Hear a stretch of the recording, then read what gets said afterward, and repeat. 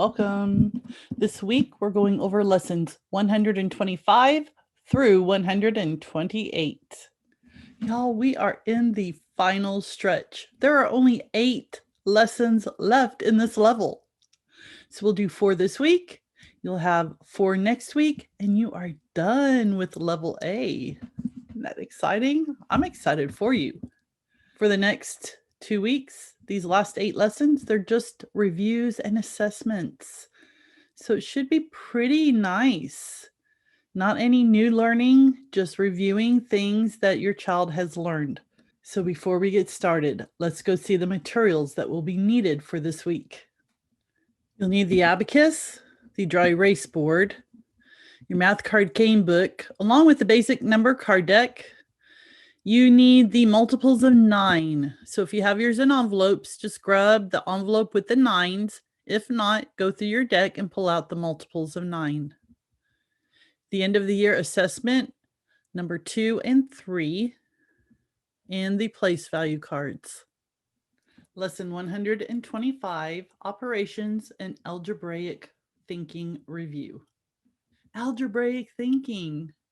Did you realize that some of the work your children are doing here in level A is considered algebraic thinking? Pretty cool. These are reviews. These are things your children have done. One of the things I did not mention is the part whole circle set. So if you have one of these, you may want to use it in this lesson. Under solving addition and subtraction problems, it does say let your child use the abacus or let them pick a different manipulative if they prefer. If they don't need the abacus or another manipulative, then fine, they don't need to use it. This lesson ends with a game called Addition War Game. It's A44 in the math card game book. It's variation 1. So what you're going to do is you're only going to use the basic number cards 1 through 5. Or if you prefer 1 through 6, just depends on your child.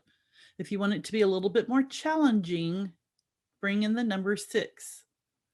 What you can do is give your child the deck of cards and ask them to go through and take out all the cards, 0, and then any number higher than either 6 or 7, depending on what number you want to go to.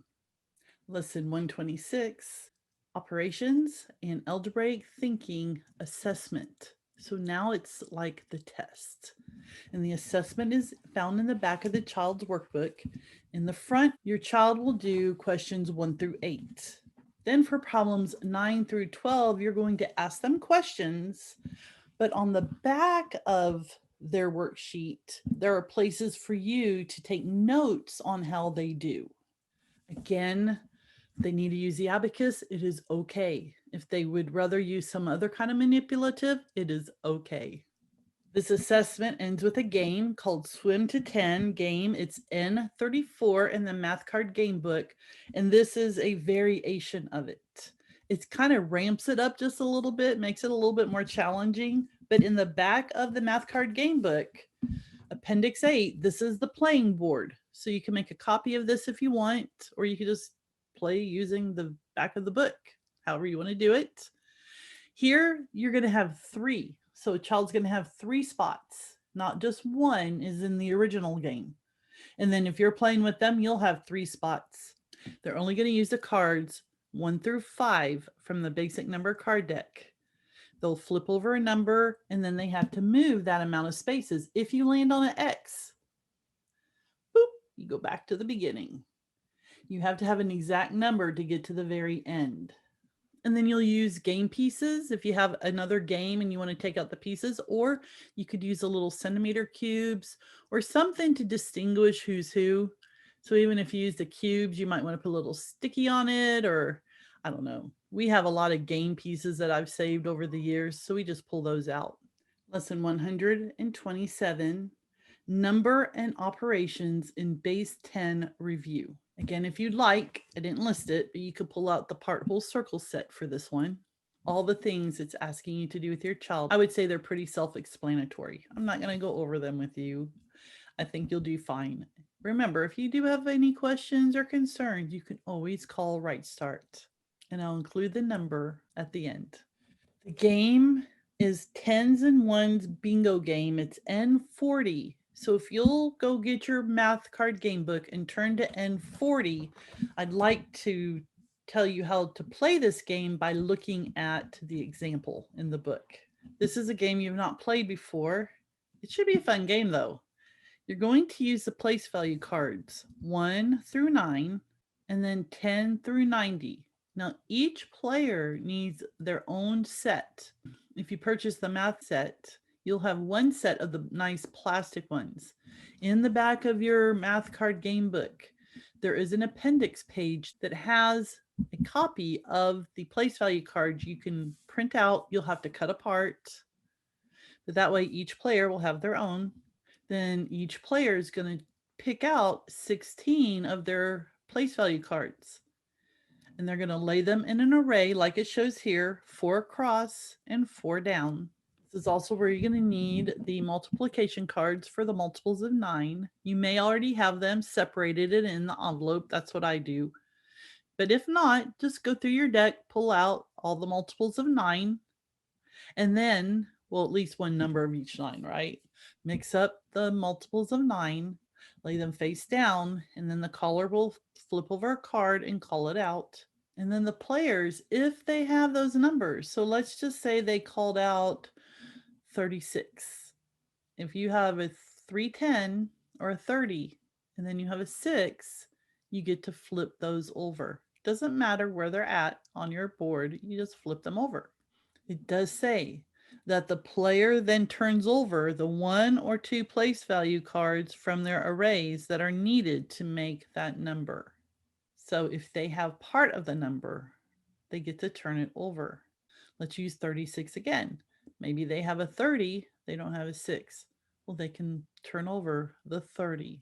And then the winner is who forms a bingo, either in a row, in a column, or diagonally. Last lesson for this week, lesson 128, number and operations in base 10 assessment. I don't have the best memory.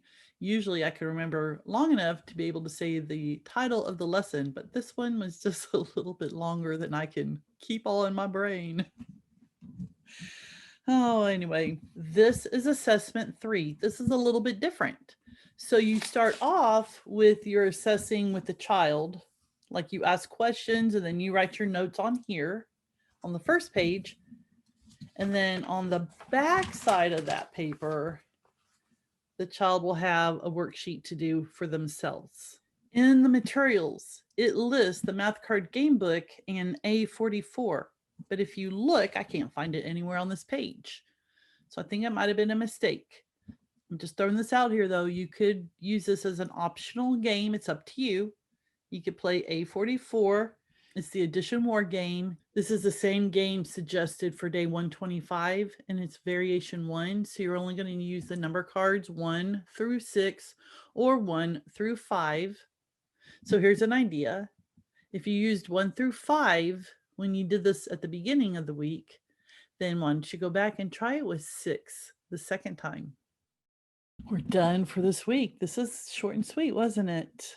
Not a lot of new learning, so don't really have to go in and explain a whole bunch. I do want to encourage you though. You guys are there.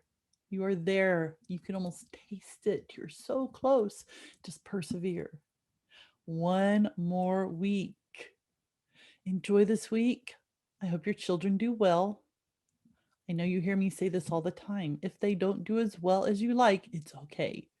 They have plenty of time to work on this. You also have that 5th day.